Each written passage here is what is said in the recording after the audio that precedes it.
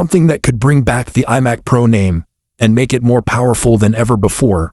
What if I told you that leaked internal code is pointing straight to an M5 Max-powered iMac Pro revival? Yes, you heard that right. The same M5 Max that's already shattering records in the brand new MacBook Pro lineup from March 2026. We're talking about a chip with up to 18 CPU cores, including those blazing super cores, paired with a monster GPU that could have 3240 cores or more. And this isn't just speculation anymore. Reliable sources like MacRumors and AppleInsider have spotted the codename H17C in Apple's own software. That's the exact identifier tied to M5 Max hardware. Picture walking into your studio, and instead of a separate tower and monitor setup, you get one seamless, jaw-dropping machine. Leaks are screaming about a larger display, possibly 32 inches or bigger. Not the 24-inch colorful iMac most people use. This would be a true pro workstation display with mini LED backlighting, pushing 6K resolution or even higher, with insane brightness, perfect blacks, and promotion refresh rates that make everything feel buttery smooth. Why does this matter so much? Because for video editors, 3D artists, photographers, music producers, and anyone doing heavy creative work, the current 24-inch iMac just isn't enough anymore. You need more screen real estate, more GPU muscle for rendering in real time, and more unified memory so apps like Final Cut Pro, DaVinci Resolve, Blender, or Logic Pro don't choke. The M5 Max promises exactly that. We're looking at hardware-accelerated ray tracing on steroids, a neural engine that's next level for AI tasks like auto-editing footage or generating assets on device, and memory bandwidth that could hit hundreds of gigabytes per second. Let's break down what the leaks are actually saying.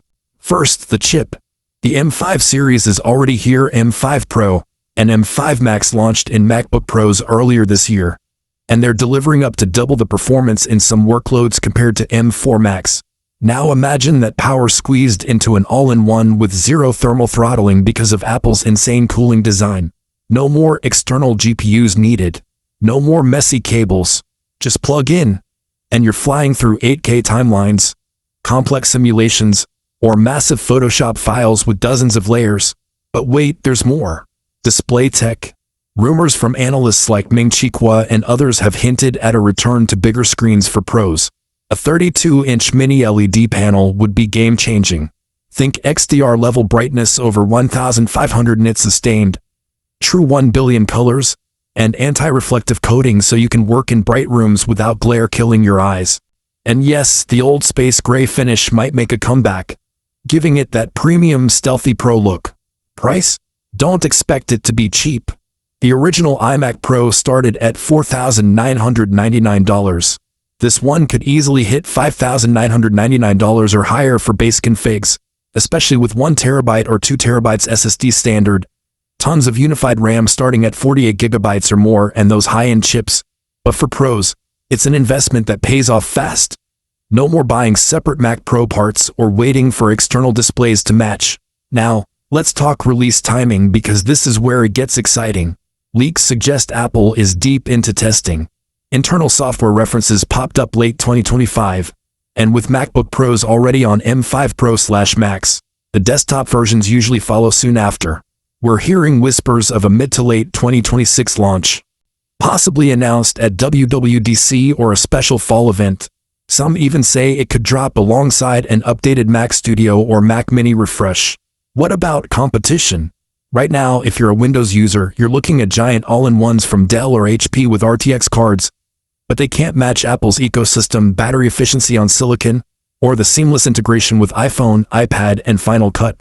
This iMac Pro could crush them in real-world creative workflows while staying quieter and cooler. And here's the hook that keeps pros up at night.